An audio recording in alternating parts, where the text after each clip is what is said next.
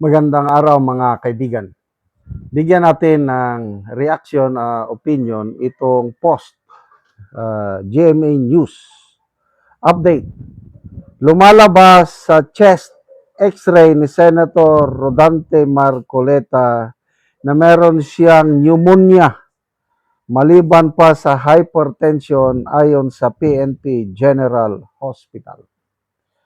Inireklamo ng senador ang pananakit ng kanyang dibdib at alta presyon pagkatapos niyang maaresto nitong Lunes.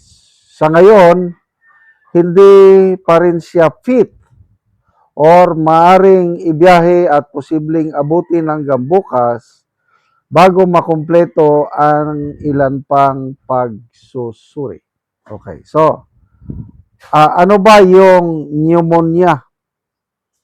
Pneumonia is an infection of one or two lungs. So sakit sa baga that causes the small air sacs to become inflamed or filled with fluid or pus, yung nana. So ang dahilan po ng pneumonia is either caused by bacteria, fungus, or virus. Medyo sa mga matatanda, parang ito yung malimit na sakit ng mga yung may edad na. Kaya mahirapang makahinga. Kaya pagdasal po natin ang ating butihing senador. Ang daming nakikiramay.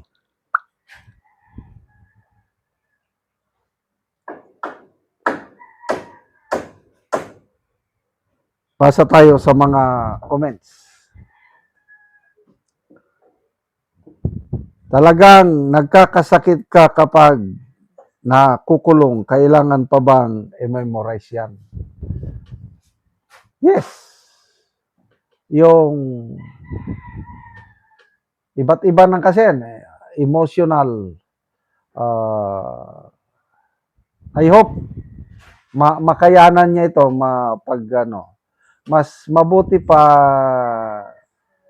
mas bata-bata pa si Senator Jinggoy. Mga ilang taon ba si Senator Jinggoy? Mga 60 plus. Wala pa namang 70 si Senator Jinggoy, ano? Nasa 60 plus.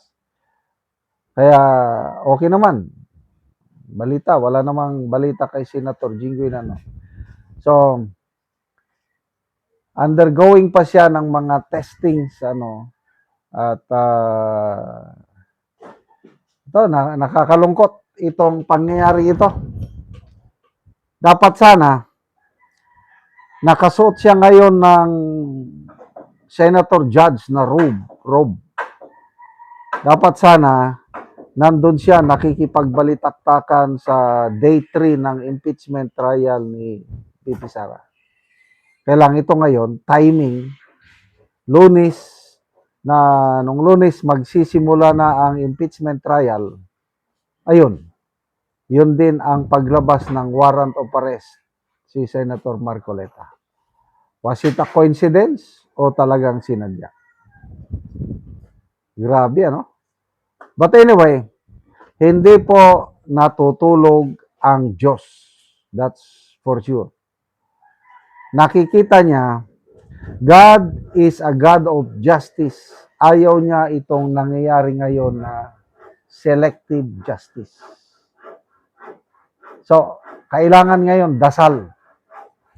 Ipagdasal po natin ang ating minamahal, butihing Senator Marcoleta na mapagtagumpayan niya itong pagsubok na ito sa kanyang buhay. Dahil wala kong makitang masamang ginawa niya. Yung kaso niyang plunder, according to Attorney Vic, it's no case at all. Wala siyang nilabag na batas sa plunder law.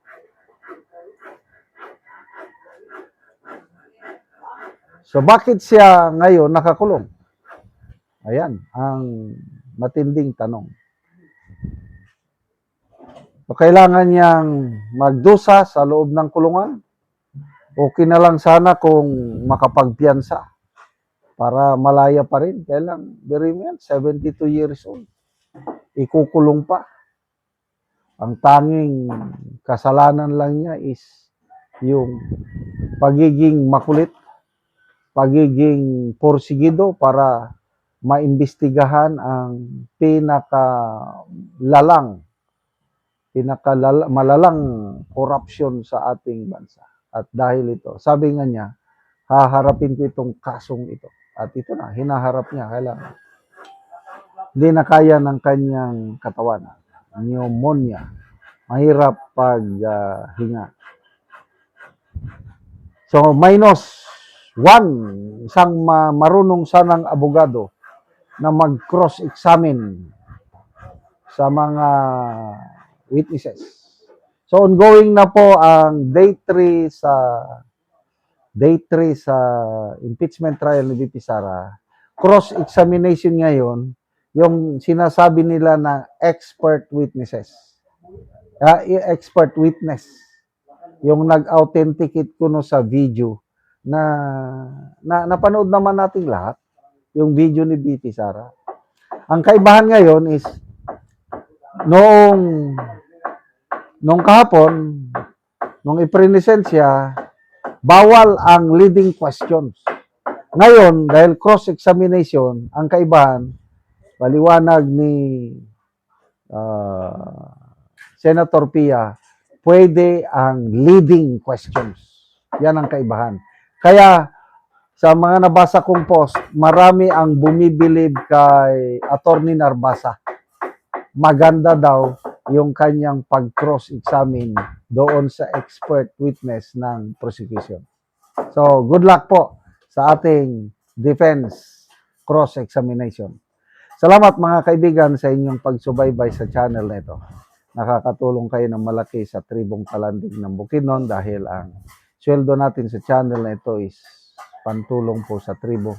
Namimigay tayo ng libreng yero at pako para makapagpatayo naman sila ng mas maayos na tirahan. Panoorin ninyo ang video na ito. Karon ni anak ko dire sa gipatindog sa balay sa ratabangan amo og yero. Sumuna ni ang iyang gipatindog nga balay nga pag-atupan karon. So mo na pod ni ang yero nga among gitabang. So makatup na ni siya karon.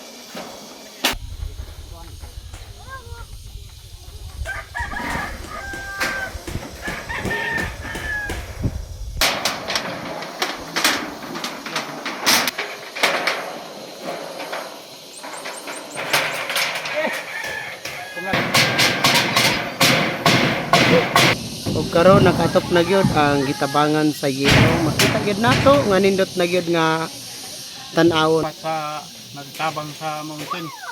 So, salamat sad kay nakabalay na ko.